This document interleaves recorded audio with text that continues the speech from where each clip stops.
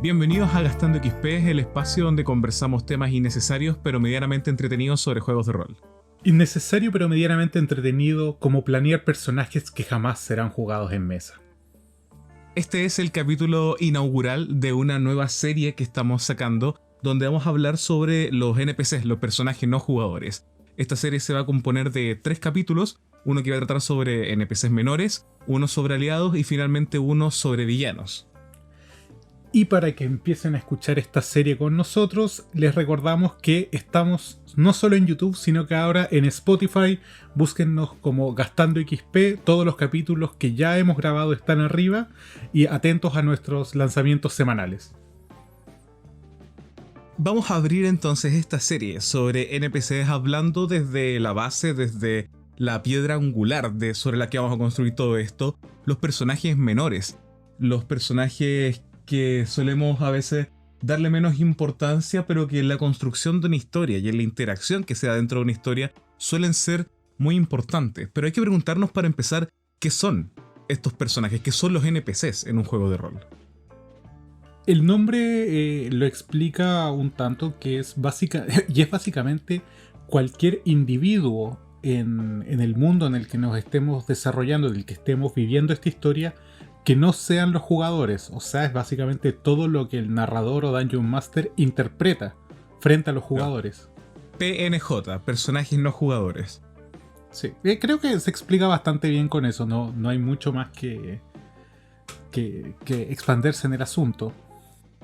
Y ahora, hay que preguntarnos si es que esto realmente es necesario dentro de un juego de rol o es solamente porque el máster se sentía aburrido de no estar roleando con el resto y quería tener un montón de personajes para poder meterse de lleno al juego. O sea, yo creo, al menos una de mis principales motivaciones al narrar es a la hora de interpretar NPCs. O sea, por lejos creo que es una de las cosas más divertidas de narrar, es de las cosas gratificantes de narrar.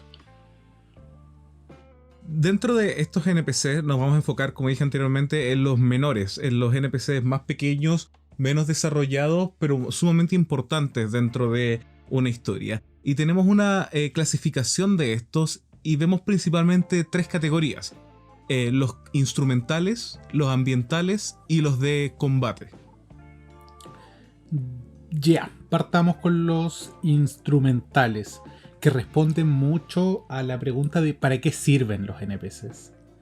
Porque el personaje no jugador instrumental es básicamente, cumple una función. Es de hecho el que más se podría replicar en los RPGs en videojuegos. De hecho.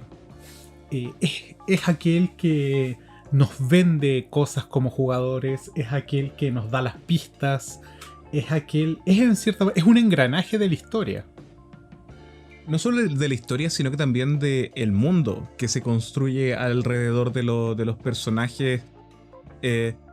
El NPC instrumental, claro, cumple siempre una función, ya sea dentro de la historia o dentro del mundo, y que por lo general nace en necesidad de las interacciones de los personajes. Como dices tú, cuando necesitan que alguien les venda algo, que alguien les dé una misión, que alguien envíe un mensaje por ellos, o cuando pides hablar con el sheriff de la ciudad, con la policía, o con un vendedor de información. Son esos personajes que van apareciendo, ya sea de manera improvisada o de manera premeditada, para ir llenando los espacios y las necesidades de los personajes, jugadores. Son en gran parte lo que hace que el mundo sea verosímil, porque son los que le dan funcionamiento al mundo. Son, de hecho, es fácil hacer el paralelo con el mundo real. Son aquellos que necesitamos para que la sociedad funcione y en este caso para que nuestro imaginario funcione. No estoy tan de acuerdo con eso. Yo creo que los instrumentales hacen verosímil el juego. Sí. Pero los que hacen verosímil el mundo son la siguiente categoría, los personajes menores ambientales. Porque cumplen una función más estética, más de contexto, más de dibujar el contorno de los escenarios y de los espacios y de las interacciones menos importantes para temas de trama, pero mucho más importantes para temas de construcción del mundo y de la sensación del lugar. Estos son, para mí, los que le dan verosimilitud al mundo. Yo le voy a hacer un matiz ahí. No sé si es que le dan verosimilitud al mundo. Para mí el instrumental quizás es a la historia. Puede ser. O sea, funcionan en favor de la historia, en función de la historia. Siento que el ambiental tiene una labor más importante incluso que la verosimilitud, que es un mensaje desde el narrador. El ambiental, cuando tú pones estos personajes no jugadores ambientales, que para que se entienda, porque que no lo hemos dicho, es por ejemplo la multitud en la mitad de un concierto jugando Cyberpunk Red, ahora la última versión que salió, que nos da a entender, por ejemplo, lo violentos que pueden verse, lo enajenados que pueden estar, o puede ser en Dungeons and Dragons el pueblo temeroso. No tienen nombre, son ni rostros muy definidos, pero son esencialmente un mood, son un sentimiento, son eso.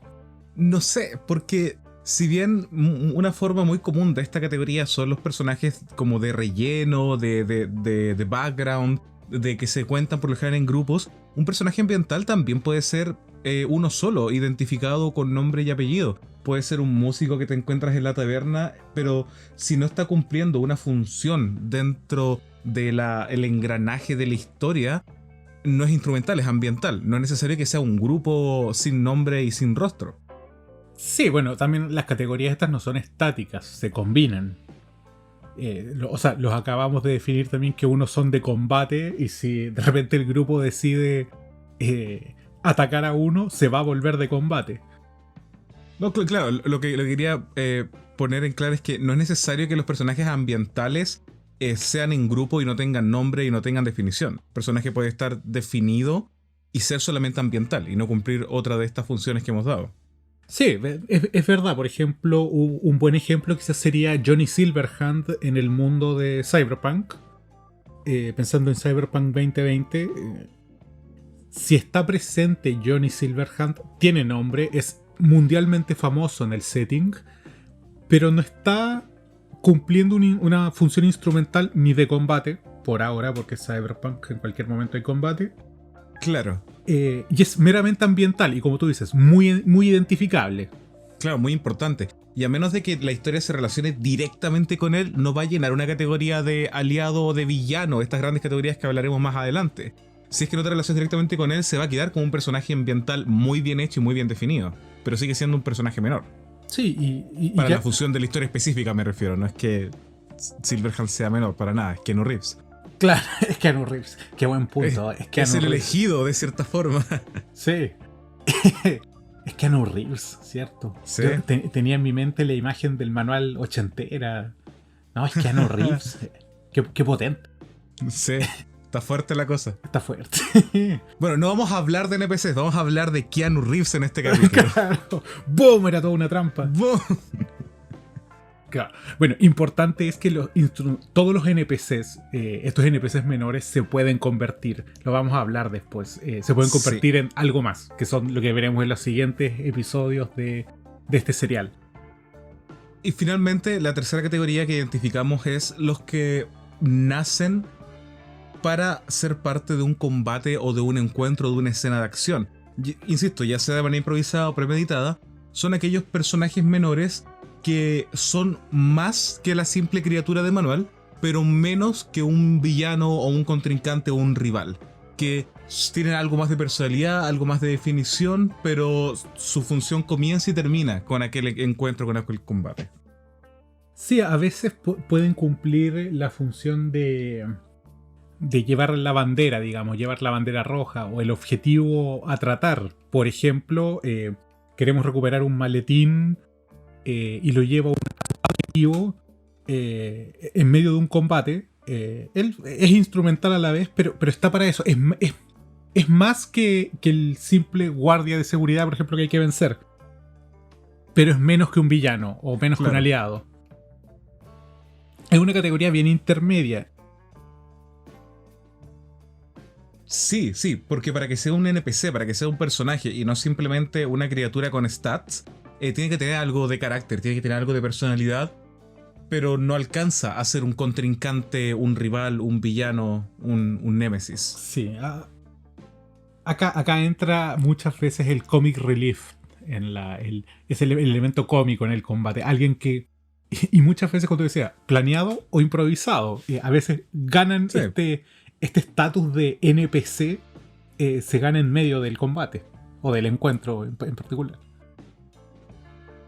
Ahora, el tener que diseñar NPCs, que es como el día a día de un narrador, tiene también, trae varias Muchas. dificultades para nosotros como narradores, incluso si llevan años haciéndolo. A veces te das cuenta de errores que has cometido siempre o de cosas que de pronto se empiezan a hacer difíciles. Y hemos resumido un par de esas dificultades. La primera, que es la que veníamos tratando desde hace rato, es que los personajes sean verosímiles incluso cuando los estamos improvisando. Verosímiles en el sentido de que se condigan y se mezclen bien con el contexto, con la historia y con el setting que estamos jugando. Que se sientan propios de este mundo y no genéricos. Sí, que se sientan personajes, que no se sientan como un stand de cartón que está ahí presente. Claro, que no sean de cartón. Creo que cuando un personaje se vuelve verosímil, cuando tú como jugador sientes que si le preguntas algo sobre su vida, te va a responder. Aunque no lo hagas. Pero tú sabes, por ejemplo, que... Un ejemplo muy simple quizás. Aquel enano que te está vendiendo una cota de malla, por ejemplo, quizás le falta un ojo. Y tiene una cicatriz. Hay una historia atrás de eso. Eso tiene textura, que es como una pasta al dente. Hay algo más que eso, no se desarma inmediatamente. Pero ahora, esta idea de que sean verosímiles, incluso cuando lo improvisamos, hay que contrarrestarla con poder hacer personajes interesantes sin tener que invertir mucho trabajo en ellos, porque no podemos estarle escribiendo 2 páginas de trasfondo a cada uno de los bardos random que tienen que reunir para juntar a la banda para crear una distracción. No hay persona humana que tenga tiempo para hacer eso. Sí, ya lo dijimos en uno de las aperturas de un capítulo anterior. En verdad a nadie le importa el trasfondo de 10 páginas de cada uno de los NPCs que pensaste. Y además, si son Dungeon Masters sin mucho tiempo, como yo, no van a tener tiempo, así que hay que saber improvisarlos y darles esta verosimilitud sin mucho trabajo. Ahí entran estas cosas, estos quirks, estas texturas, detalles como... Que vamos a hablar más adelante esos consejitos para sortear un poco estas dificultades. Sí, pero que quede ahí colgando. Hay que hacerlos interesantes sin mucho trabajo. Nombrarlos es terrible, es horrible. Yo creo que es el momento que más me hace temblar como de nerviosismo cuando me preguntan, oye, ¿y cómo se llama usted? Yo te conozco una yayita con eso, pero no la voy a decir porque sé que los jugadores de esa campaña escuchan el podcast y si lo digo se van a dar cuenta de tu error. Claro, porque todavía no lo saben, todavía no se han dado cuenta. Va a romper toda la inversión de ese personaje no jugador importante.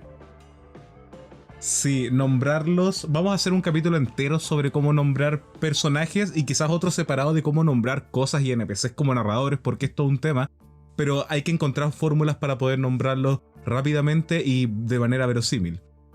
También otro desafío es estar dispuestos y tener las herramientas para profundizar estos NPCs menores a medida de que los players toman interés en ellos y se van viendo involucrados dentro de la historia. Sí, la mejor herramienta siempre va a ser un buen improvisador cuando jugamos rol, y hay que estar dispuesto. O sea, creo que nada rompe más la inmersión en el mundo que cuando sientes que el máster te está poniendo un portazo en la cara diciéndote por acá no. Y claro, ese NPC que quizás tú encontrabas muy interesante, de pronto es nada, y ahí te das cuenta que es de cartón. Te das cuenta que es de cartón, se rompe la ilusión. Sí. Sí, y no solo en el corto plazo, sino también a largo plazo. Tener las herramientas y tener el tino para poder tomar estos personajes menores que armaste y que los players tomen interés y poder hacerlos crecer hacia adelante y hacia adentro, poder profundizarlos, simulando que siempre estuvo toda esta profundidad. Claro, siempre dar la impresión de, por supuesto que lo planeé, querida mesa. Mira, si todo lo que pasa al frente del telón cuenta, da lo mismo lo que estaba ocurriendo atrás, da lo mismo el caos que estaba ocurriendo detrás del telón. Así es. Hay que fallar con estilo. Claro, otra dificultad es poder tú como narrador diferenciar estos NPCs a través del roleo.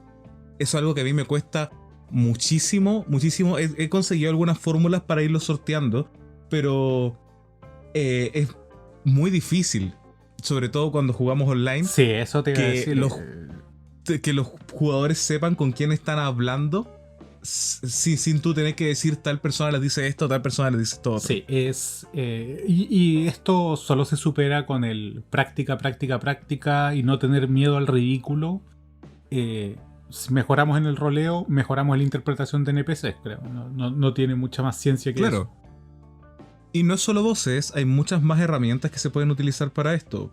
La voz es la más potente y la que le puede dar más fuerza a este elemento, pero no es solo eso, se pueden hacer más cosas. Y dentro de eso, ya llegamos, creo que, al pináculo de la dificultad de un NPC, que es hacerlo memorable. Sí. Hacerlo una historia digna de contarse, hacer que este NPC sea digno de ser escrito en los diarios de los personajes cuando se van a acostar en la noche. Y esa es la llave, es la llave para todo el mundo que implica transformar un NPC de relleno y que se vuelva algo más. Y súper importante, se gasta a veces mucho tiempo como narrador intentando, desde antes, ex ante, hacer memorable a un NPC. Pero normalmente eso es una decisión de los jugadores. Sí. Y muchas veces el personaje para el cual le dedicamos mucho tiempo, los personajes, los jugadores ni siquiera los pescan. Y el personaje al que le dimos 2 características, de pronto le toma mucha importancia y se vuelve sumamente memorable, porque en efecto lo deciden los jugadores. No Sí, lo hay que decides tú. subirse a la ola ahí nomás y seguir con esto. Hay que entender que esa es una decisión de los jugadores. Pero es tan agradable cuando los jugadores fuera de las mesas o antes de jugar comentan sobre personajes que han conocido como si fueran gente que conocieron de la vida real, ¿cachai? Y recuerdan cosas chistosas y tallas, o emocionalmente se acuerdan de ciertos personajes y situaciones porque los NPC eran memorables. Al final, como en todo esto, uno recuerda personas, momentos, y los NPC, los que realmente importan, son los que quedan en las leyendas, digamos, que quedan en los recuerdos. Claro. Y para llegar a este punto, tenemos algunos consejos, tenemos algunos pequeños tips que esperamos que les sirvan para que los NPCs sean más ricos. Claro, y hablando de NPCs menores, acá no estamos ni siquiera entrando en villanos y en aliados, esos van a tener sus propios consejos. Acá es solamente para estos NPCs menores, ambientales, instrumentales, etc. Y el primero es sacar todo el NPC, hacerlo crecer desde un solo concepto interesante. Sí, no es necesario en estos NPCs, si bien hay que estar dispuesto a que crezcan, pero recargarlos mucho, como dijimos antes, hay que hacerlos interesantes sin invertir mucho trabajo, pero hay que darles ese toque distintivo. Si puedes resumir el concepto de este NPC en una pequeña frase y que esa frase suene interesante, ya está casi toda la pega hecha. Sí. Y ojo, no hay que tener miedo del cliché. El cliché es un arma de doble filo, pero si sientes que esta idea es un poco cliché, está bien. Si es demasiado cliché, ahí hay que tener cuidado. Sí, ahora también lo bueno del cliché es que informa a los personajes, te resume al final, te da mucho tiempo porque los personajes ya saben con quién están tratando. De hecho, también no hay que tener miedo a informar a los personajes, a visibilizar las motivaciones de un personaje. Quizás hasta textualmente. Yo puedo decirte que el escudero que contrataron es esencialmente un cobarde. Y lo ven, y ustedes son los héroes y tienen experiencia, y lo ven en cómo camina, en su mirada. Eso lo van a saber. Van a saber que ese personaje es un cobarde, y con eso ya está claro el NPC. Es suficiente, por ahora. Y no es malo partir estos NPCs desde un arquetipo o desde un estereotipo. De hecho, mucho teatro antiguo, como la comedia del arte en Italia, utilizaba personajes que se repetían dentro de todas las obras, porque cuando tú mostrabas a este personaje vestido de tal forma, ya todo el público sabía quiénes eran y te ahorrabais toda la introducción del personaje y podía entrar a actuar y a vivir la historia que van a vivir. no es malo utilizar arquetipos y estereotipos definidos que hagan que los jugadores inmediatamente se hagan una idea de con quién están tratando. Y de esa base empezar a crecer y empezar a complejizar si es que es necesario. De hecho, un buen ejemplo de teatro de historia es la figura del Arlequín. Representaba es un arquetipo de personaje en el teatro hasta que creció tanto que tuvo su propia obra, que es Arlequín, siervo de dos patrones, creo que se llama la traducción. Y es eso, es un arquetipo de un NPC de relleno en el teatro que finalmente se volvió el protagonista de su propia obra. Claro, y que era tan característico que siempre que aparecía todos sabían lo que hacía el Arlequín.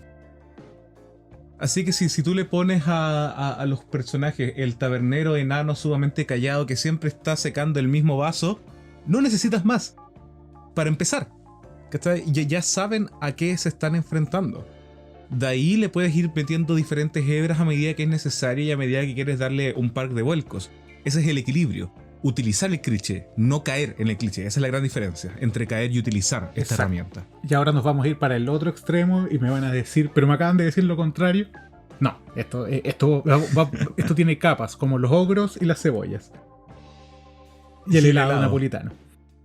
Que es darles algo distintivo, pero no cliché, para estos personajes de relleno. Esto es ir un pasito más allá. Es en cierta forma a veces una invitación a que se acerquen a ese NPC. Claro, a que ese personaje ya no está dibujado junto con el background, sino que tiene una pequeña línea, un pequeño detalle que lo hace interesante y que lo hace atractivo. Al final eso, por último, ayuda a diferenciar al NPC de otro NPC del mismo tipo. Entre taberneros se pueden diferenciar quizás porque uno limpiaba un vaso todo el día, el mismo vaso repetitivamente, pero en la siguiente taberna básicamente hay una tabernera y es una barwoman y mueve los vasos y quizás incluso ocupa magia para llenarlos. Ya se piruetas y cosas. Al final... O el clásico parche en el ojo. Uf. Chef Kiss para el parche en el ojo como elemento diferenciador de personaje. Un parche en el ojo significa, hola, tengo una historia detrás de este parche. Claro. O sea, soy alguien a quien hay que respetar, porque perdí un ojo y estoy acá. Imagínate cómo quedó el otro. En AD&D ocurría esto gracioso de que todos los herreros de los pueblos tenían que ser un guerrero de alto nivel por cómo funcionaba el sistema de tener la habilidad de hacer armas, de forjar armas. Entonces siempre era una mala idea. O sea, era mínimo, si no me falla la memoria, mínimo era un guerrero en level 8. Entonces... anda a robar la escena. Claro, eso es algo que perdimos en D&D. Todos los jugadores Murder Hobo ahora se sienten con la libertad de atacar a nuestros trabajadores, a nuestros comerciantes y emprendedores herreros. No, en AD&D eran guerreros y les partían la madre de vuelta. Se han perdido los valores. Las tradiciones. Claro, o sea, ya voy a mandar una carta enojada a Wizards. Pero... Claro. Ese es el punto. Si vas a partir con un cliché o si decides que no quieres partir con un cliché, cualquiera sea esas opciones, el agregarle una línea, un trazo, una pequeña hebra de color atractivo, interesante y que rompe con las expectativas, inmediatamente hace más memorable al personaje. Así es. Ahí está el equilibrio. Toca. Exactamente. Y ahora algo interesante y que a mí me gusta hacer mucho, y que en nuestro grupo lo hacemos harto, es cuando... Mira, yo esto debo admitir que lo aprendí de ti. No me puedo adjudicar esta idea. Pero es una herramienta que compartimos, yo creo, todos los masters que tenemos en mesa. Somos 3, 4... Sí, que se ha vuelto parte de la mesa esta herramienta. Que es dar características a los NPCs a partir de las tiradas que ellos obtienen en las escenas de acción. Y esto es una herramienta buenísima. Es para es muy estúpido. Es muy ridículo. Pero si no vamos a hacer el ridículo jugando rol, no juguemos rol. Claro. Y es... O sea, y bueno, nosotros a veces lo explotamos, que es, por ejemplo, el mago lanza un hechizo que tiene una tirada de salvación de sabiduría. Y ahí quizás son unos ogros, unos simples ogros brutos, pero uno salva. ¿Y qué decimos? Oh, Claro. es que lo miras a su ojo y ves que hay sabiduría en sus ojos. Y de pronto salvan la siguiente tirada y tiene un bigote Shino, chino no. de maestro de Kung Fu y es el mismo ogro, pero se le empiezan a agregar como piezas de disfraz encima que lo hacen, que demuestran su enorme Claro, y sabiduría. se genera un pequeño feudo de sangre en ese momento. Porque ese ogro salvó, hizo su tirada de salvación. Entonces, en el siguiente turno, dice, ¿qué haces? Dice, miro al ogro sabio, porque ya no es un ogro. Claro, ya no es un ogro más de esto, ya no es una criatura de manual, ya ahora es un NPC menor, pero ahora es un NPC, es un personaje. Y eso te da la partida como Dungeon Master para que ese mismo ogro sabio de repente... Y esto, mira, y esto puede escalar. Así podría llegar a escalar. Este ogro de repente que es sabio, ahora habla en su turno. Y amenaza a los jugadores. Y les dice que sus juegos son simples como los de tantos aventureros que ellos han vencido. Y de pronto el ogro ahora tiene una historia de triunfos detrás. Claro. Y eso también pasa con cualquier característica. Sí. Por ejemplo, si una tirada de salvación de carisma de pronto esquiva el poder, se da vuelta y es hermoso. Y es un ogro sacado de los yoyos prácticamente. Sí, el goblin que se salvó de la bola de fuego de repente es a fucking ninja porque salvó Sí. por destreza. Y ni siquiera es que tengan buenos stats, es simplemente que salvar de las tiradas correctas. Y a partir de esos momentos, eso de hecho es lo que decíamos en el capítulo sobre la escena de acción. La escena de acción tiene que ir moviendo la historia, ya sea hacia adelante o hacia adentro. Y eso no es solo para los personajes, sino también para los contrincantes. La escena de acción tiene que ir moviendo también la historia hacia adentro de los enemigos. Y es importante que tomemos estas oportunidades para profundizar. Quizás de manera media hueona, pero para profundizar en el mismo momento los contrincantes contra los que nos estamos enfrentando. Es una muy buena forma en que alguien que creíamos que era un minion, un simple rufián, se puede volver un villano. Sí. Sobre todo cuando lo dejan vivo despechándolo. Es solo un kobold. ¿Para qué nos vamos a ir a rematarlo? Sigamos ese kobold adelante. va a buscar y después venganza. Ese kobold es un guerrero dragón de la vida que sigue midiendo 1,20 m. Pero es rígido. Y esto es además una muy buena forma que algún día lo trataremos cuando hablemos exclusivamente del combate. Por ejemplo, en Dungeons and Dragons, que tenemos tantas herramientas tras la pantalla del jugador, de repente, si el combate quizás no está siendo lo emocionante que queremos, o queremos darle algo más, ese kobold, por ejemplo, que salvó por carisma, de pronto es un líder de los kobolds. Y de pronto quizás claro, le dices, ¿sabes que tiene una acción legendaria? ¿Por qué? Porque yo quiero que soy el máster. O ocupo su reacción para que llame refuerzos. Y empiezan a aparecer más kobolds. Ese kobold que salvó su tirada, de repente es el líder de los kobolds y llegaron más kobolds. O sea, así de flexibles podemos ser. Y eso es con un mero y burdo NPC. Muchas veces vale más esa improvisación que reacciona al actuar de los personajes y a los hilos del destino, que haber planeado que había un líder y que al final no hizo mucho. Es hacer esos trueques para que la historia vaya cobrando sentido y se vaya potenciando a sí misma y vaya escalando. Es mucho más memorable. Sí. A veces. Sí, Hay que saber verlo, verlo. Como todo en esta vida, con moderación. Claro. El último consejo que tenemos preparado para estos NPCs menores es armarlos de grupos, pero específicamente de a pares. Funciona muy bien. Sí, ya no estás luchando contra solo un simple NPC, o ya no estás interactuando solo contra con un simple villano, o sea, perdón, con un villager, un aldeano. Hay una historia detrás, hay unas interacciones que se potencian entre sí en los NPC, que ayuda a definirlos mejor. Claro, en vez de hacer un policía, haz una pareja de policías. Policía malo, policía bueno, policía flaco, policía gordo, policía que sabe leer, policía que sabe escribir, por eso siempre andan dos.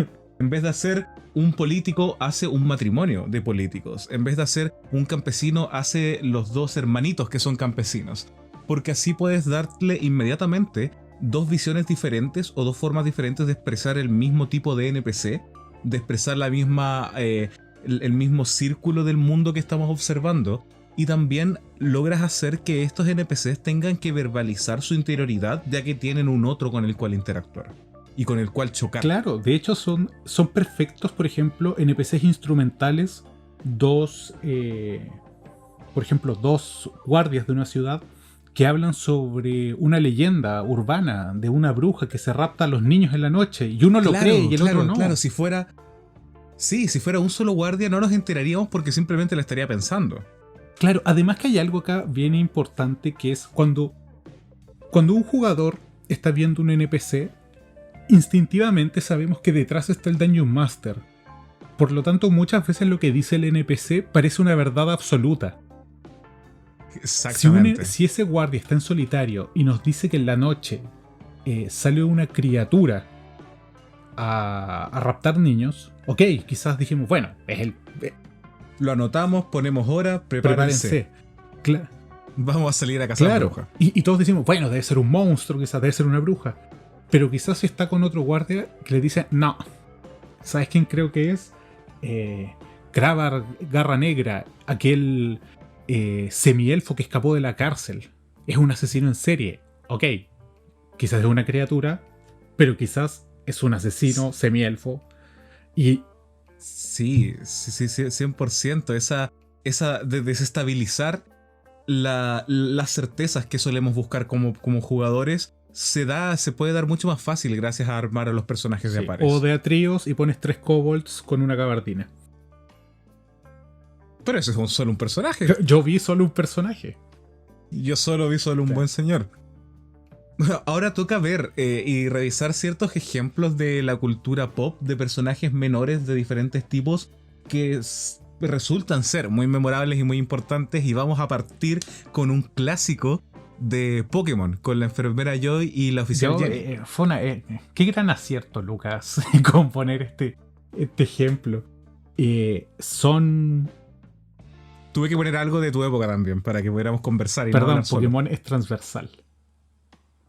Sí, está bien. O sea, ser encargado de que sea una droga transversal. La enfermera Joy y la oficial Jenny, con la gran calidad que tienen, de que son los 3 tipos de NPCs menores que dijimos.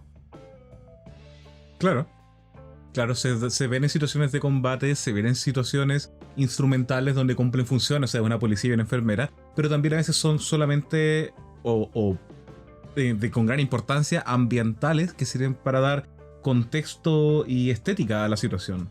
Claro, y nunca olvidar que la enfermera Joy en los juegos es un poco sádica porque quiere que vuelvas pronto con tus Pokémon heridos, pero no importa.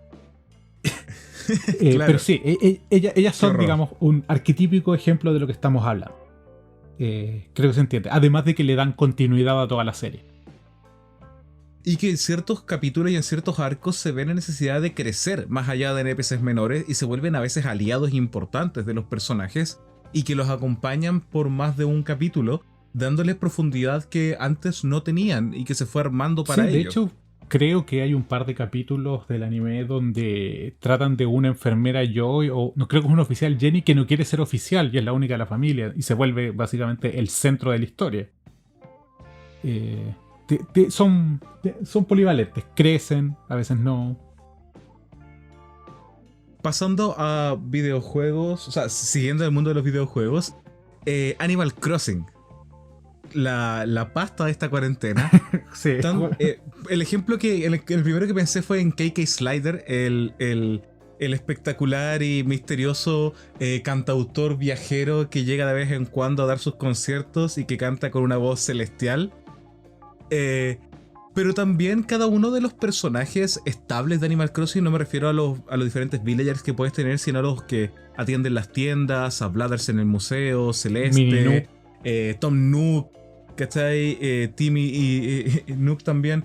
Son personajes instrumentales, ambientales. No sé si de combate en algún contexto, no he llegado al final de Animal Crossing ni Horizon como para ver el final boss. O sea, de Tom Nook. Canelitas de combate en Doom. Pero... Toda la razón. Pero esos personajes son muy simples. Son un animal, una función y una personalidad simple. Y al juntar esas tres cosas hacen inmediatamente personajes muy característicos, muy memorables y muy queribles, que logran generar emociones y generar expectativas de parte de los jugadores. Sí. Después, como ejemplo, que este lo saqué yo, el comerciante de coles en Avatar. ¡Mis Sí, coles! lo siento, voy a hablar de Avatar un tiempo, que al fin terminé de ver la serie. Una mara. ¿Quién como tú? ¿Quién como tú de haber podido vivir esa experiencia Sí, por de primera tener vez el de nuevo? privilegio de sorprenderme con una serie animada para niños a mis 33 años.